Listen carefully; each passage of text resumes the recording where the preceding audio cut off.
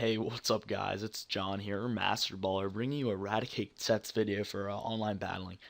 Um, so if we go ahead and look at the stats for Raticate, 413 total base stats is actually pretty bad, even for an NU tier Pokemon, which Raticate is. It's nothing spectacular. If we actually look a little closer into it, though, 55 HP and 60 defense is a horrible combination, honestly. 55 HP is extremely low, and 60 defense isn't much better. But special defense being 70 still isn't too good. But if it has to take a special hit here or there, it's not good. It'll be able to take it all right. But the reason Raticate's so good is because of the attack and speed combination. Its speed being so high, it's gonna attack first, and its attack being so high, it's kind of counting on either taking you out in one or two hits, which it does do most of the time. So those kind of counteract the low HP and defense based stats. So if we go ahead and look at the Raticate customization for the first set I'm going to be showing you, it it implements the combination of a choice band and hustle ability. The choice band gives you 1.5 times attack, but it locks you into one move, which can be bad sometimes, but really it's not that bad. You can just switch out if you need to. And hustle also having 1.5 times physical attack, but it makes your accuracy 0.8 times what it usually is on physically attacking moves. But these work actually extremely well with each other, even though they have their drawbacks, having 80% accuracy on 100% normally 80% accuracy on normally having 100% accuracy moves and being locked in that move the entire time. You'd think it would be bad, but when you can just go into a battle pretty much having a swords dance up because you have 2 times attack, and Eradicate is already so fast and powerful, you're going to be hitting things pretty dang hard. But the nature I like using is I actually enjoy using Adamant more than some people like using Jolly.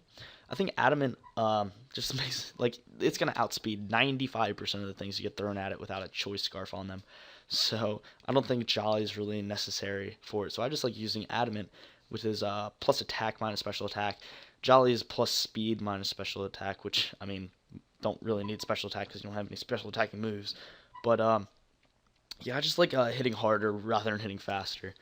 And the EVs, pretty standard for Raticate, is 252 attack, 252 speed, and 4 into HP.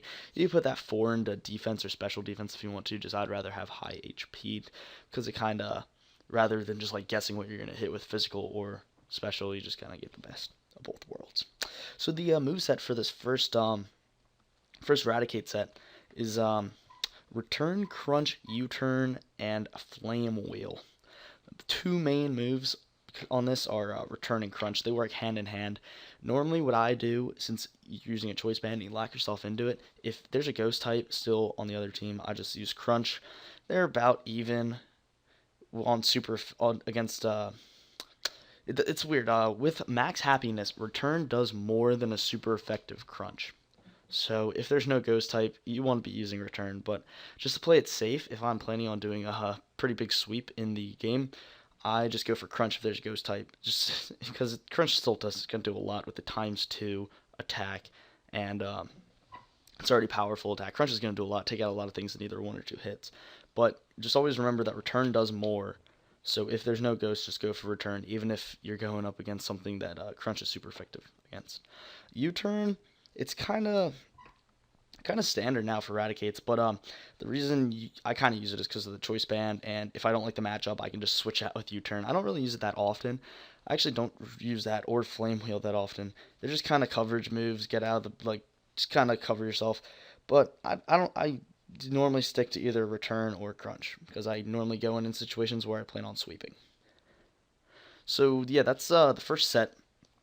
That's the set I like using. You'll be seeing a couple clips at the end of this video of that first set with a choice band, hustle, Return, Crunch kind of guy.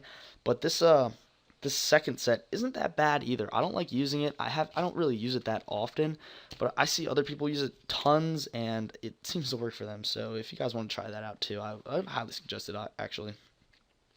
But this set is actually a Flame Orb Guts set.